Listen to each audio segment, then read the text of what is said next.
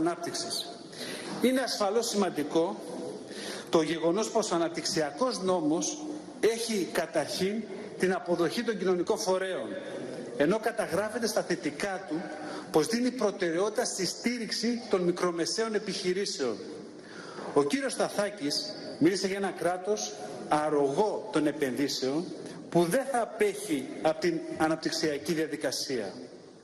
Αν και η κυβέρνηση αυτή δεν πρέπει να υπερηφανεύεται ιδιαίτερα για τη συνέπεια λόγων και έργων, εγώ θέλω να τον πιστέψω τον κύριο Υπουργό, γιατί είναι σοβαρός άνθρωπος, πολιτικός του μέτρου. Όπως θέλω πραγματικά να τον πιστέψω όταν δηλώνει πως εντός 12 μήνου θα μηδενιστούν οι οφειλές του δημοσίου προς ιδιώτες. Η προηγούμενη εμπειρία διδάσκει πως τέτοια θαύματα δεν γίνονται. Εύχομαι και ελπίζω να κάνω λάθος. Στην Ένωση Κεντρώων υποστηρίζουμε πως για να σταματήσει να αποτελεί η επένδυση στην Ελλάδα πορεία σε ομιχλώδες τοπίο, πρέπει να υπάρξουν τα αυτονόητα.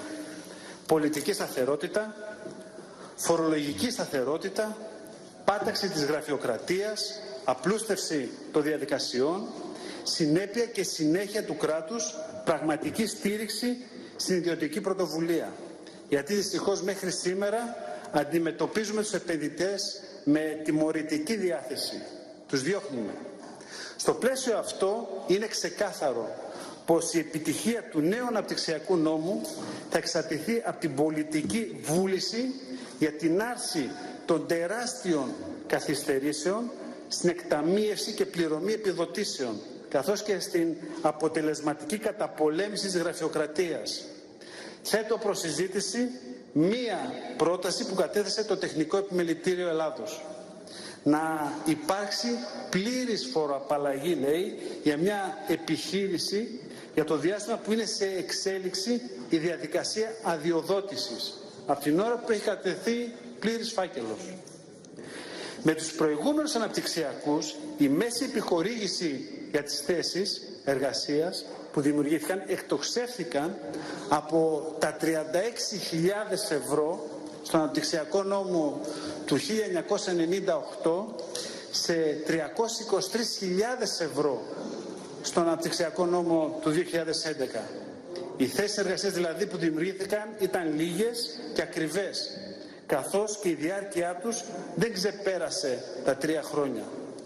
Και συμφωνώ στο σημείο αυτό με τον κύριο Μίχαλο, που σε πρόσφατη τοποθέτησή του είχε σημειώσει πως οι επιδοτήσεις δημιούργησαν ουσιαστικά ως μηχανισμός παροχής ρευστότητας, χωρίς πραγματικό αναπτυξιακό αντίκρισμα.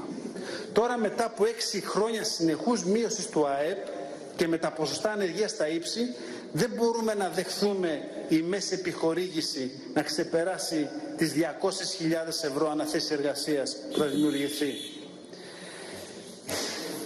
Θέλω να αναφερθώ σε ένα σημείο ότι στην Βόρεια Ελλάδα και ιδιαίτερα στη Θεσσαλονίκη, στη βιομηχανική περιοχή της Σύνδου, η οποία είναι και η μεγαλύτερη στην Ελλάδα, υπάρχουν πάρα πολλά κτίρια τα οποία αυτή τη στιγμή είναι άδεια. Είτε γιατί οι επιχειρηματίες πέσαν έξω και βάλανε λουκέτους στις επιχειρήσεις, ή διότι βρίσκονται στα χέρια τραπεζιτών.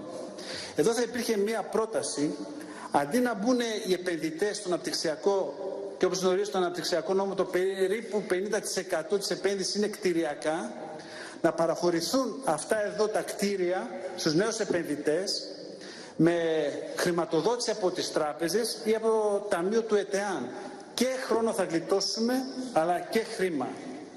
Κλείνοντας, λέγω πως η επανεκκίνηση της ελληνικής οικονομίας απαιτεί πολλή δουλειά και λίγα λόγια.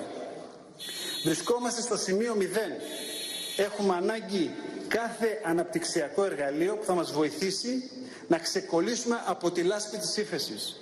Εύχομαι ο νέος αναπτυξιακός να λύσει τα χέρια της ελληνικής οικονομίας. Συνάδελφοι, πριν λίγο κατέθεσα μία τροπολογία συμψηφισμού των εκατέρωθεν απαιτήσεων μεταξύ δημοσίου και ιδιωτών.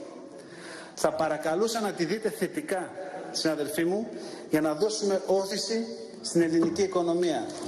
Ευχαριστώ πολύ. Ευχαριστώ και εγώ τον κύριο Φωκά.